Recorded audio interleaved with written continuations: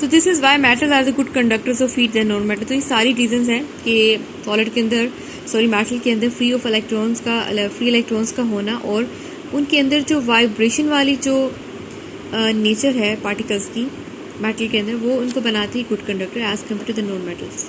Now the next topic is conduction in the liquid and the gases. The process of conduction in the liquid and the gases is very slow as compared to the solid. जो conduction का process है gas और liquid में देखा जो slow है।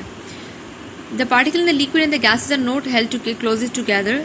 वही reason कि सॉलिड के जो अगर आप कॉम्पोजिशन देखें जो उसके पार्टिकल्स हैं वो बहुत क्लोजली एक दूसरे से बाउंड हुए होते हैं, जुड़े हुए होते हैं, लेकिन जो गैसेज और लिक्विड में ये नहीं होता।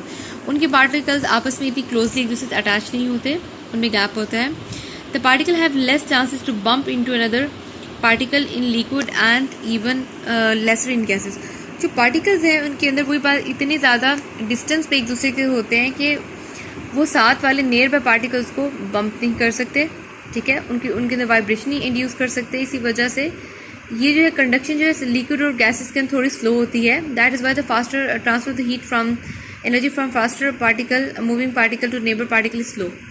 तो इसी वजह से उनकी जो ट्रांसफर फीड है वो काफ़ी स्लो है। Water and air are the bad conductors. जो वाटर और एयर है ये दोनों क्या है आपके पास बैड कंडक्टर्स हैं हीट के। जो वाटर है वो आपका लिक्विड है और जो एयर है वो आपकी गैस। इसलिए लिक्विड और गैसेस के अंदर जो फिनोमेना है वाटर लिक्विड है ना, तो इसमें बहुत स्लो होता है और इतना एफिशिएंट नहीं होता अगर हम सॉलिड की बात करें। Now what are the applications of conduction of the heat?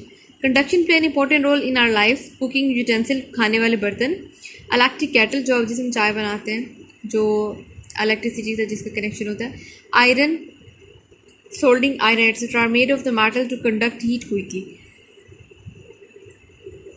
Note किया होगा जो जब हम कुकिंग करते हैं हमारे खाने के जो बर्तन होते हैं तो उनमें जो हीट बड़ी अच्छे तरीके से ट्रांसफ़र हो रही होती है। आप जब कुक करते हो आपकी जो कुकिंग वेसल है, यूटेंसिल्स हैं, वो हीट आपके बर्तन से आपकी फूड जो आप कुक करते हो उनमें ट्रांसफ़र होती है। इसका मतलब हीट जो ट्रांसफ़र होती है, ठीक है।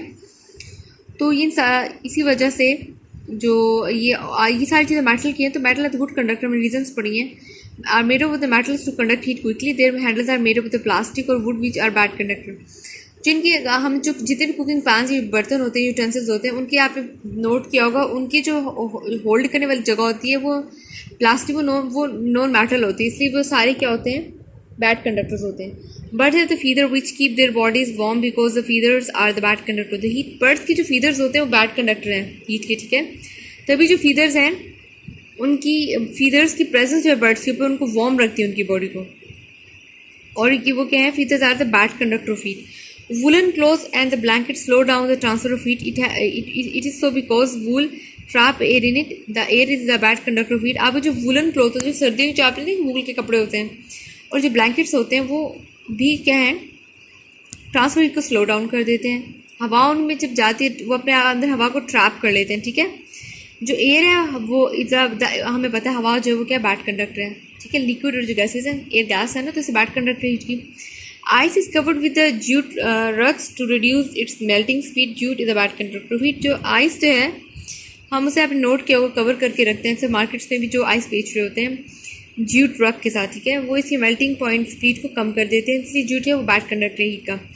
इन insulating material styrofoam is filled between the double wall of the refrigerator. It is reduce the transfer of heat across the wall of the refrigerator, ठीक है। इंसुलेटिंग मटीरियल वो जिसमें हीट पास ना हो, जो इंसुलेटिंग मटीरियल है जो फील्ड होता है रेफ्रिजरेटर की डबल वॉल्स की साइड पर, वो हीट जो रिडक्शन है हीट का ट्रांसफर ऑफ हीट को रिड्यूस करता है, ठीक है, across the wall of the refrigerator. इसलिए क्योंकि क्या है इंसुलेटिंग मटेरियल है तो इसलिए वो बैड कंडक्टर है। Double pane windows are use in building. Double pane windows are use, तो double pane windows are use in building to slow the transfer of the heat, ठीक हो गया। The air between these two layer of the gas act as an buildings. इस तरह की building में हम जो है क्या करते हैं इस तरह की ग्लास यूज़ करते हैं, ठीक है। उसमें जो हीट कम से कम ट्रांसफ़र होती है, ठीक है, और जो उसके अंदर एयर होती है वो बेसिकली क्या रोल प्ले करती है एज एन इंसुलेटर, ठीक है, बैड कंडक्टर ऑफ हीट। उसमें हीट एब्जॉर्ब नहीं हो पाती। थर्मस बॉटल यूज़ एयर और vacuum to slow the transfer of the heat by conduction. जो थर्मल आपके घरों में भी होती है थर्मस बॉटल अक्सर वो उसमें एयर वो यूज़ करते हैं या वैक्यूम यूज़ करते हैं, ठीक है, जिससे ट्रांसफर हीट बहुत स्लो हो जाता है बाय प्रोसेस ऑफ कंडक्शन।